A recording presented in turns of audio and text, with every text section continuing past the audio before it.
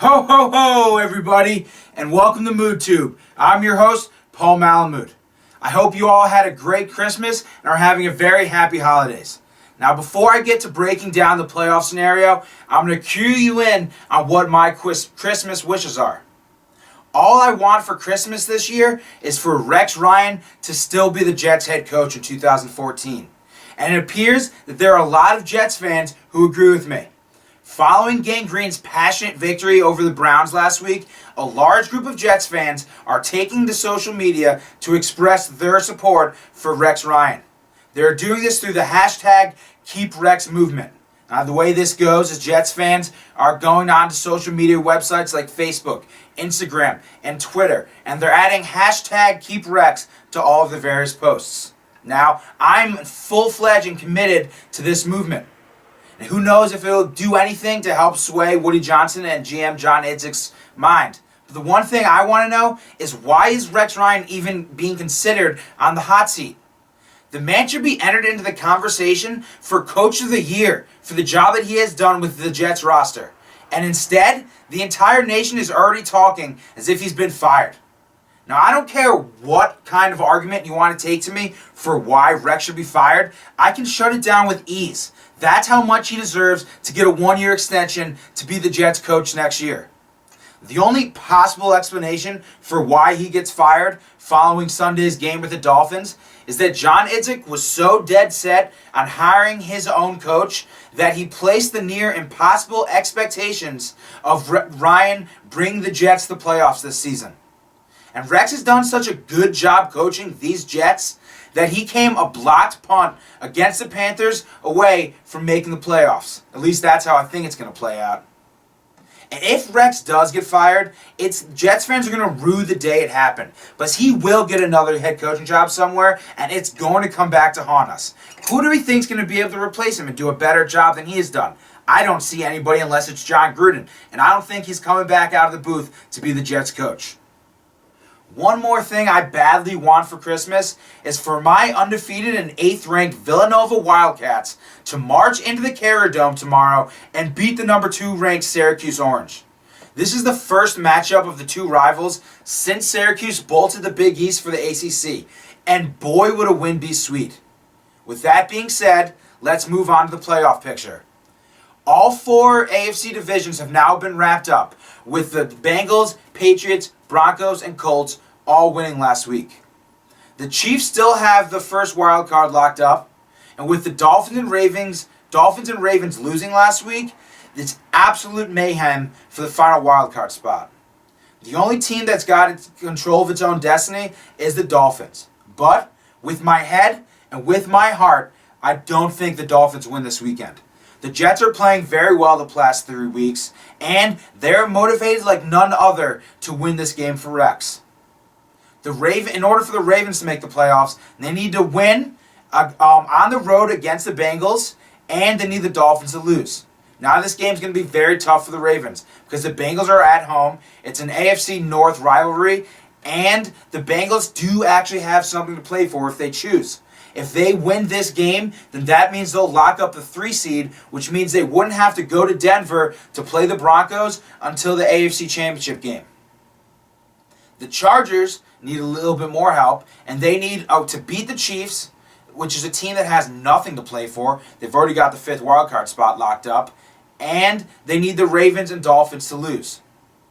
Lastly, we have the Steelers, who need a win at home against the Browns, and the Dolphins, the Ravens, and the Chargers need to lose. So it's going to be a crazy finish in the AFC for that 6th final spot.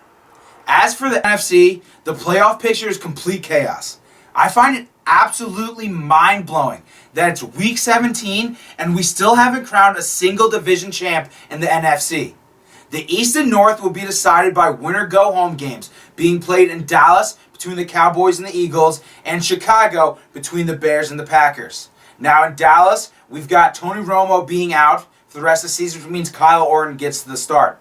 It's the exact opposite in the other game, with Aaron Rodgers finally coming back from his broken collarbone that he suffered in the last time these two teams played. It'll be interesting to see how those games shake out. The Seahawks can win the West and lock up home field advantage with a win at home against the Rams. And the Panthers, in order to win their division and lock up a bye, all they have to do is beat the Falcons on the road. But as Atlanta showed last Monday night against the San Francisco 49ers, that isn't going to be a walk in the park. The Saints can clinch a wild card with a win over the Bucs and would clinch the division and a bye with a win and a Panthers loss. The 49ers have already clinched one of the wild card spots, and they would be able to clinch the division and home field advantage with a win over the Cardinals and a Seahawks loss. The Cardinals, unfortunately, look like they're going to be this year's team that's the best to miss out on the playoffs, but they still have a chance. They need to beat San Francisco at home, and they need the Saints to lose. But the Saints are playing at home, so I don't think that's going to happen. Now, I'm sure you've already lost track of all these playoff scenarios, and I don't blame you. That just goes to show how insane it is that it's Week 17 and the playoff picture is this unclear. Now, it's been a common theme this year on MoodTube, but can anyone say parody? Now, for my game picks for Week 17. Like last week, I'm going to give you my picks for all the games that matter for the playoff picture. And boy, are there still a lot. First, I'm taking the Falcons, getting 6 points at home over the Panthers. Now, the Panthers are going to win this game, I think. But it's not going to be easy. The Panthers are playing their first game without Steve Smith, and we have no idea how that's going to affect Cam Newton. We saw earlier in the season how losing Reggie Wayne affected Andrew Luck, so it would be interesting to see how this situation plays out. I'm taking the Falcons, getting 6 points. Next game, I'm taking the Packers on the road, giving up 3 points over the Bears. All I need to say is Aaron Rodgers is back. He's arguably the best quarterback in football for a reason. I don't think he's going to struggle. And with the way that you can run the ball against the Bears defense, now that he is back and Jordy Nelson's going to be lighting it up, I love the Packers this week. The next game, I'm taking the Steelers, giving up 7 over the Browns. Now, let me get this right. The Steelers are playing at home in a must-win against the AFC North. Against the AFC North Browns. I'm taking Big Ben. Steelers giving up 7 points. Next game, it's the Ravens. I'm going to take the Ravens, getting 6.5 over the Bengals. Now, I've already said I think that the Bengals are going to win this game, but this is going to be a hard-fought game. The Ravens are playing for their playoff life, so it's going to be tough. But I think the Bengals want to get that 3 seed, and I think it's going to be a hard-fought game. But the Ravens, I'm taking the points, but the Bengals are going to win it. So just clear that up. The Ravens getting 6.5 points. Next game, I'm taking the Eagles on the road, giving up 6.5 points over the Cowboys. Now, I like the Eagles to win this game before Tony Romo got hurt. So, of course, I have to continue to like them now.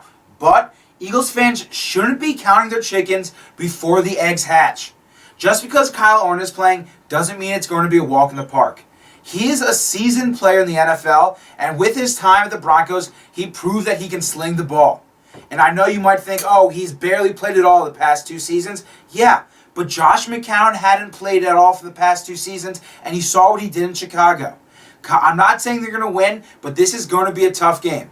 Either way, I've got to take the Eagles, giving up 6.5 points against the Romo-less Cowboys. Next game, I'm taking the Jets, getting 5.5 points over the Dolphins. I said back before the Jets played the Saints that I thought that the Jets and the Dolphins would split their season series. I didn't think they'd get embarrassed at home like they did on December 1st, but I still like the Jets to win this game no matter what. Now, add the fact that they're playing for Rex Ryan's life, all I've got to say is hashtag keep Rex. The Jets are going to win this game, and Rex Ryan's got to be the Jets coach next season. I'd also just like to say this.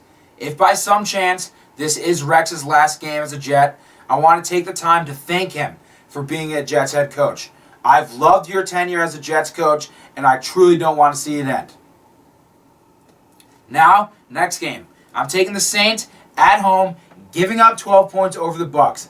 They need this to secure themselves a wild card spot. So, they're playing at home against the Bucs team. I like the Saints. They're going to blow this one out. I'm taking the Saints, giving up 12 points. Broncos is the next game I'm taking, giving up 11.5 over the Raiders. They can't rest Peyton Manning because they need this win to lock up home field advantage. So I'm taking the Broncos, giving up 11.5. They're going to outscore him. Payne's going to add to his touchdown total. It's going to be Broncos all day. Next game, it's a tough one, but I'm taking the 49ers and a pick 'em over the Cardinals. Yes, the Cardinals are playing at home, but they're playing for a chance for the playoffs. But the 49ers have a chance to win the division and clinch home field advantage. They are the better team than the Cardinals. I like the 49ers this week in a straight pick 'em. Now, we've got the Chargers giving up 9.5 points over the Chiefs. Yeah, that's right. The Chiefs are getting 9.5 points. Still, I'm taking the Chargers. The Chiefs have absolutely nothing to play for, and the Chargers have everything to play for. The Chargers offense has been looking real good lately, and I like them to win this one in a big one with some Chiefs players resting. I'm taking the Chargers.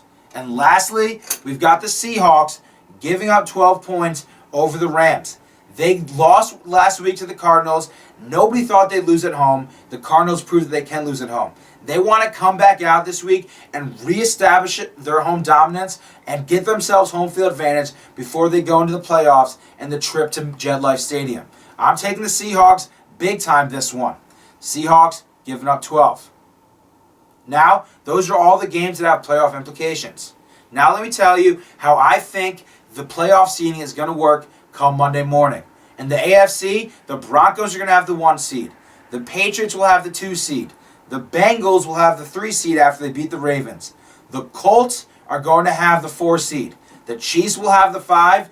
And the San Diego Chargers are going to get the wild card with the Dolphins losing the Jets and the Ravens losing the Bengals.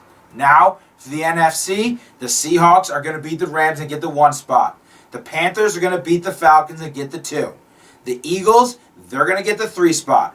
The Packers, I'm going to take them getting the 4 spot. 5th, we'll have the 49ers, and 6th, we'll have the Saints. Although, it might be interesting to see if the Saints and the Panthers end up flip-flopping depending on how the absence of Steve Smith affects the Panthers. Still, I'm taking the Panthers to win, and therefore they get the 2 spot.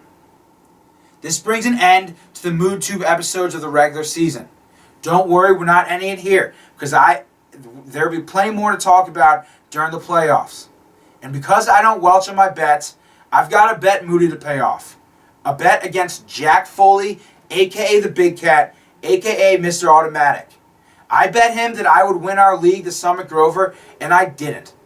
And to make matters worse, he did. So ladies and gentlemen, I give you the wobble.